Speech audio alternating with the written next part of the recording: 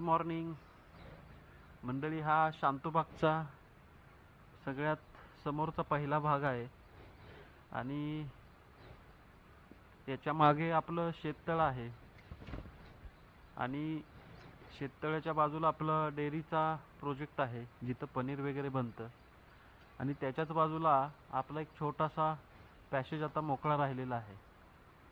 मंडळी, पूर्वी आपल्या प्रत्येकाच्या घराच्या पाठीमागे परसबाग असायची.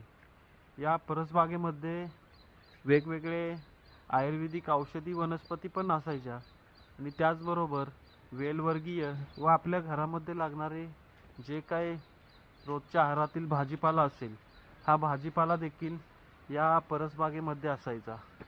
परंतु आज ह्या परसबागच संपून गेलेल्या आहेत आणि शांतूबागमध्ये आम्ही ही परसबाग करायचो, परंतु सिजनेबल करायचो. परंतु आता आम्ही ही परसबागेसाठी जी आमची मागे थोडी जागा आहे, ह्या जागेमध्ये आम्ही कायमस्वरूपी एक परसबाग बनवतोय. शांतूबागचा मागचा भाग आहे.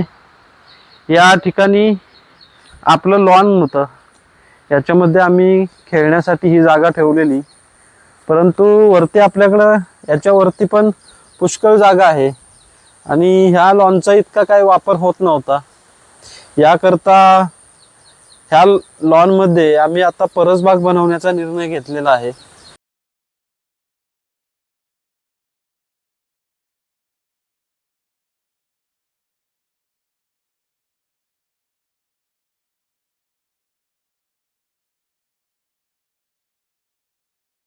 काळ झालेली आहे आणि आज दिवसभर आपण परसबागेच्या साठी ज्या काही गोष्टी आहेत त्या तयार करत आहोत.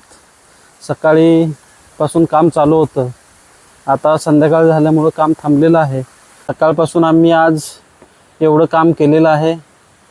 तुम्ही म्हणाल हे लॉन आहे, आता लॉनमध्ये कसं करणार आहात, तर ते मी पुढच्या व्हिडिओमध्ये आता तुम्हाला दाखवणारच आहोत. मंडळी, ज्यावेळी पण आपल्याला पर्यटन करायचं आहे त्यावेळी आपण 100% शांतूबागला भेट द्याल.